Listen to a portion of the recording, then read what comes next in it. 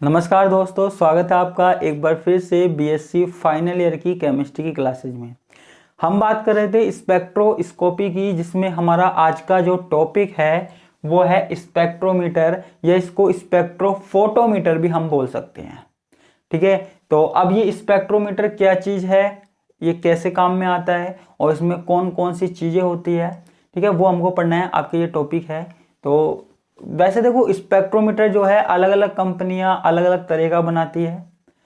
कुछ कंपनियां कैसे बनाती है, कुछ कंपनियां कैसे बनाती है, ठीक है, और सबों में अपने हिसाब से जो भी कंपोनेंट डालती है ना।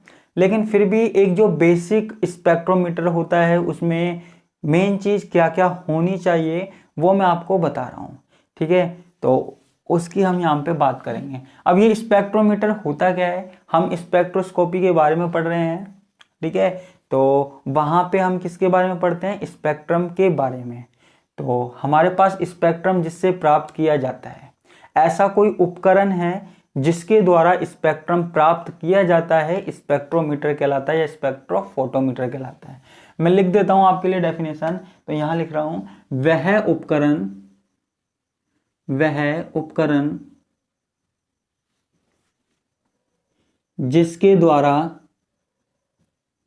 जिसके द्वारा यौगिकों का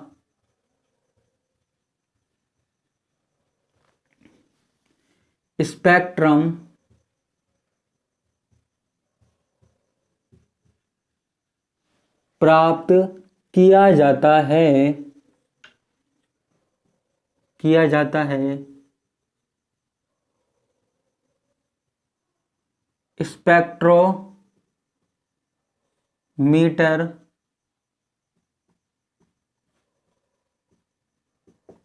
कहलाता है। ठीक है, ऐसा कोई उपकरण है जिसके द्वारा यौगिकों का स्पेक्ट्रम प्राप्त किया जाता है, हमारे पास क्या कहलाता है, स्पेक्ट्रोमीटर कहलाता है। ठीक है ना, सिंपल सी डेफिनेशन है इसकी। अब देखो यहाँ पे स्पेक्ट्रोमीटर में कौन कौन सी चीजें होती है हमको वो देखनी है। ठीक है, तो मैं एक एक चीज बनाता जाऊंगा और बताता जाऊंगा। देखो हमारे पास कुछ इस तरीके से होता है।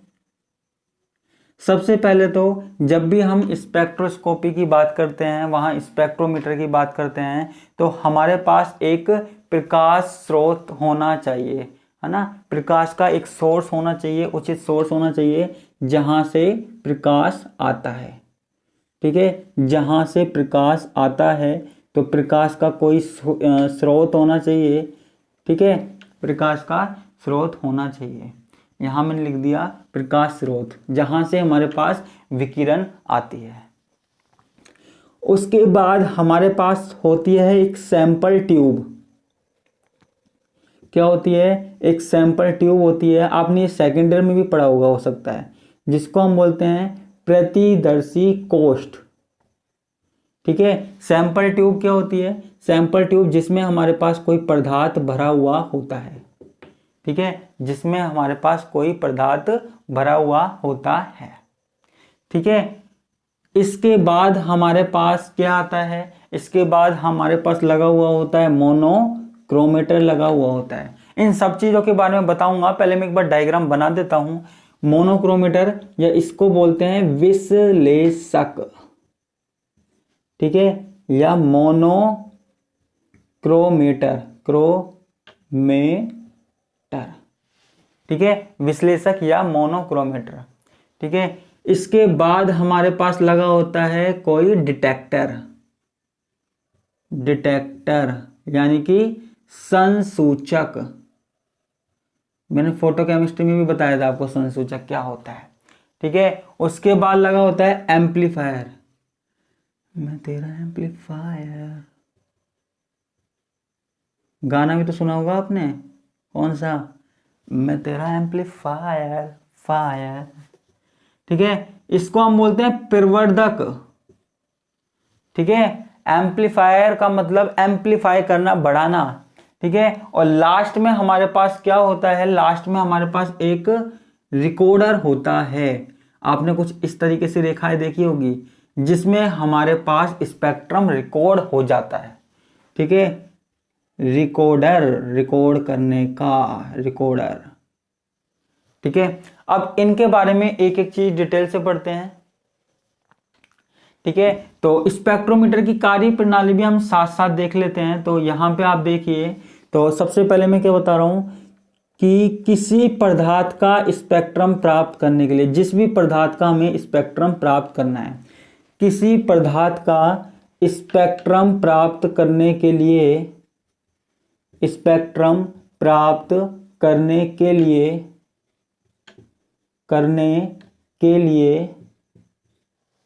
ठीक है, किसी भी पदार्थ का स्पेक्ट्रम प्राप्त करना है, तो स्पेक्ट्रम प्राप्त करने के लिए उस पदार्थ को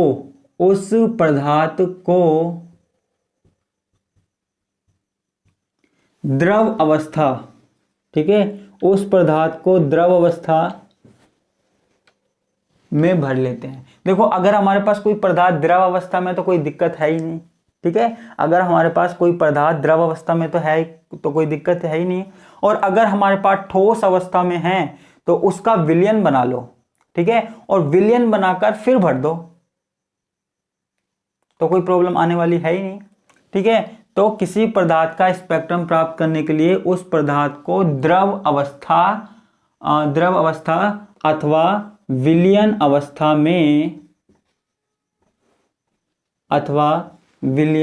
अवस्था में प्रतिदर्श कोष्ठ में भर लेते हैं, प्रतिदर्श कोष्ठ में भर लेते हैं।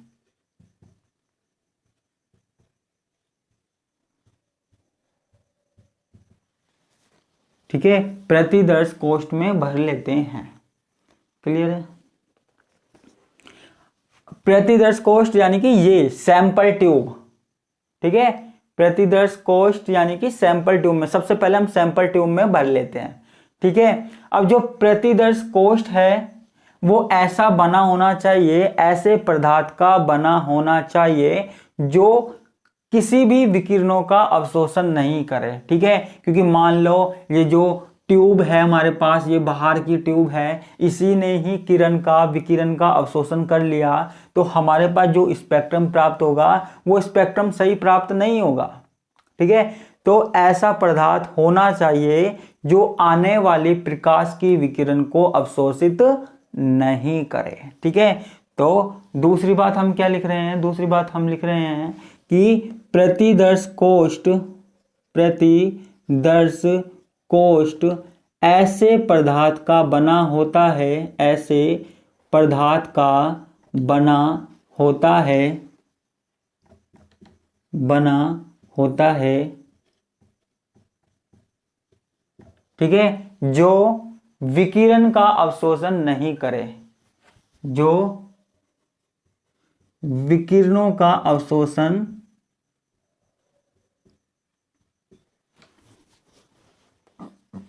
नहीं करता है।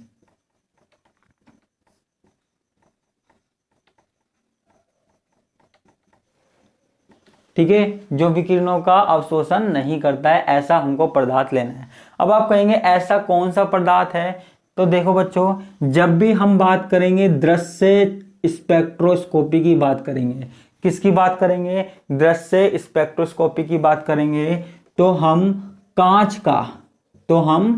कांच की सैंपल ट्यूब लेंगे। किसकी सैंपल ट्यूब लेंगे? कांच की सैंपल ट्यूब लेंगे। जब भी हम बात करेंगे यूवी अल्ट्रावायलेट पराबैंगनी किरणों की बात करेंगे, तो हम क्वार्टज की सैंपल ट्यूब लेंगे। किसकी लेंगे? क्वार्टज। ये भी एक तरीके का कांच की तरह होता है, कुछ पदार्थ होता है ना, क्वार्टज का लेंगे। और जब हम बात करेंगे किसकी?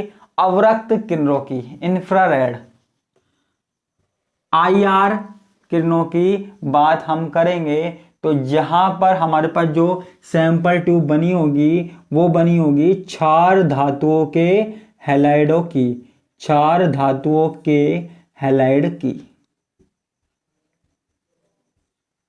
क्षार धातुओं के हैलाइड की यहां पे ट्यूब होगी। ठीक है, तो किसकी बात कर ली हमने? यहां पे सैंपल ट्यूब की बात कर ली कि जब भी हमें किसी पदार्थ का स्पेक्ट्रम प्राप्त करना है तो उस पदार्थ को द्रव अवस्था अथवा विलयन अवस्था में प्रतिदर्श कोष्ठ में भर लिया जाता है। ठीक है, और प्रतिदर्श कोष्ठ ऐसे पदार्थ का बना होता है जो कि विकिरणों का अवशोषण नहीं करता है।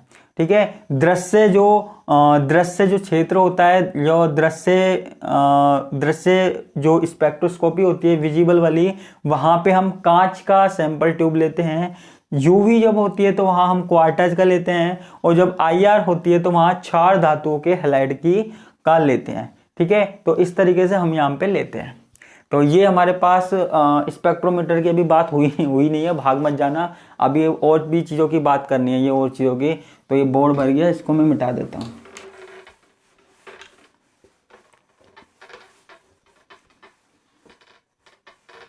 क्लियर है? अब आगे यहाँ देखिए, यहाँ देखना। अब आगे क्या किया जाता है? आगे क्या किया जाता है? प्रकाश स्रोत, किसी प्रकाश स्रोत कोई सा भी ले सकते हैं, जैसे हाइड्रोजन लैंप, ड्यूटेरियम लैंप, मैंने फोटोकेमिस्ट्री वाली यूनिट में पढ़ाया था ना। तो किसी प्रकाश स्रोत से निश्चित तरंग दैर्ध्य की विकिरण को, निश्चित तरंग दैर्ध्य की विकिरण को, तरंग दैर्ध्य की विकिरण को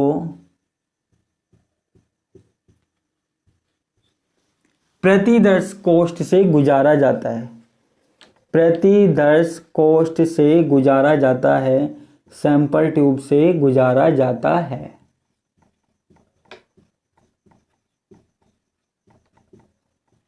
ठीक है, गुजार दें तो प्रतिदर्श कोष्ठ से यहां पे गुजारा जाएगा। ठीक है, अब देखो निश्चित तरंग दैर्ध्य लेते हैं हम, यूं नहीं है कि आपने ज्यादा ले ली या कम ले ली। ठीक है, ठीक है, तो अब इसके बाद बात आती है मोनोक्रोमीटर की, विश्लेषक की।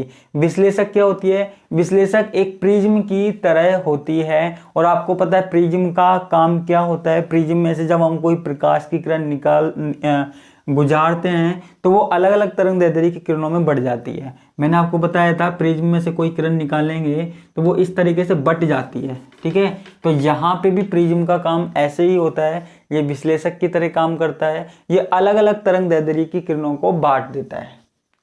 ठीक है, तो इसके बाद मैं लिख देता हूं कि मोनोक्रोमीटर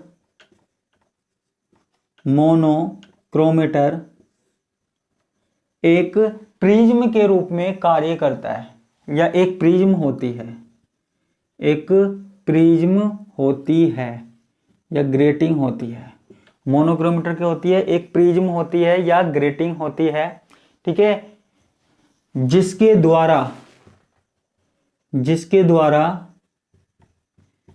विभिन्न तरंग दैर्ध्यों को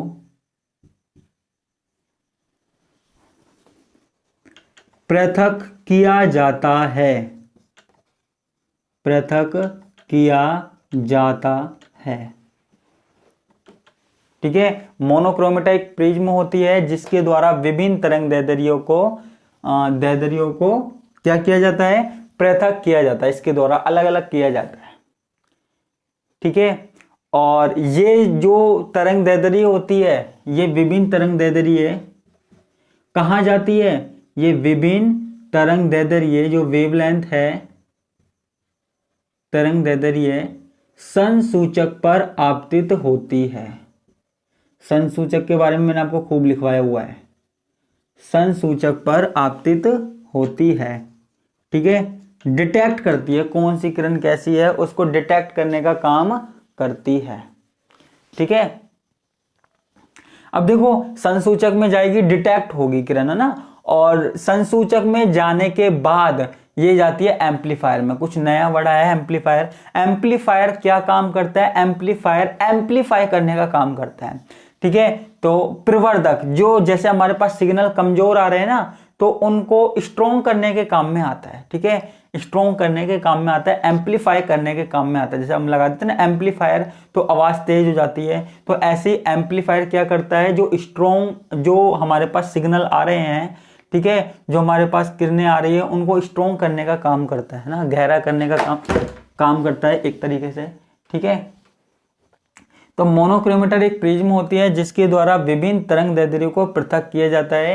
ये विभिन्न तरंग दैर्ध्य कहाँ आपतित होती है? संसूचक पर आपतित होती है। ठीक है, एक लास्ट लाइन और रहती है, यहाँ पे लास्ट लाइन और लिखवा देता हूं। ठीक है, संसूचक द्वारा प्राप्त विद्युत धारा, संसूचक द्वारा प्राप्त विद्युत धारा, ठीक है, संसूचक द्वारा जो भी विद्युत धारा प्राप्त होगी,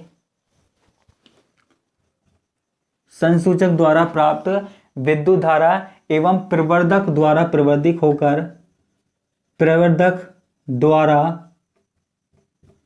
प्रवर्धित होकर, ठीक है, यानी कि बढ़कर कहां पहुंचती है? रिकॉर्डर आर में पहुंचती है, रिकॉर्डर आर में पहुंचती है। ठीक है, तो यहां कहां पहुंचती है? रिकॉर्डर आर में पहुंचती है, जहां पर हमें स्पेक्ट्रम प्राप्त होता है। क्या प्राप्त होता है बच्चों? स्पेक्ट्रम प्राप्त हो जाता है। तो इस तरीके से ये कार्य प्रणाली छोटी सी है। पहले प्रकाश स्रोत से प्रकाश जाएगा, वो सैंपल ट्यूब में से निकल के जाएगा। ठीक है, पदार्थ से टकरा कर जाएगा। सैंपल ट्यूब जो जिसमें हमने लिया है वो ऐसे पदार्थ की बनी होनी चाहिए जो विकिरणों का खुद अवशोषण ना करे। ठीक है, अब पदार्थ में से निकल के गया, फिर यहां जाएगा मोनोक्रोमीटर में। मोनोक्रोमीटर क्या होता है? विश्लेषक होता है। ठीक है, मोनोक्रोमीटर क्या होता है? विश्लेषक होता है जो तरंग दैर्ध्यों को अलग अलग बांटने का काम करता है। उसके बाद डिटेक्टर होता है, ये भी डिटेक्ट करने का काम होता है, काम करता है। जो काम की तरंगें होती है उनको रखता है, बाकियों को आगे भेजता है, ऐसा मैंने कुछ लिखवाया था। और फिर उसके बाद एम्पलीफायर आता है। एम्पलीफायर एम्पलीफाई करने का काम करता है, यानी कि जो हमारे पास सिग्नल आ रहे हैं उनको प्रवर्धित करने के, बढ़ाने के काम करता है। ठीक है, और बाद में जब हमारे पास तरंग निकलती है तो वो कहाँ पहुंचती है? रिकॉर्डर में पहुंचती है, रिकॉर्डर में पहुंचती है और हमें क्या प्राप्त होता है? स्पेक्ट्रम प्राप्त होता है। ठीक है, तो ये बात हमें करनी थी। तो ये हो गया स्पेक्ट्रोमीटर। तो आज के लिए बस इतना ही, बाकी का हम देखेंगे नेक्स्ट क्लास में। इसी साथ में आपसे विदा लेता हूँ।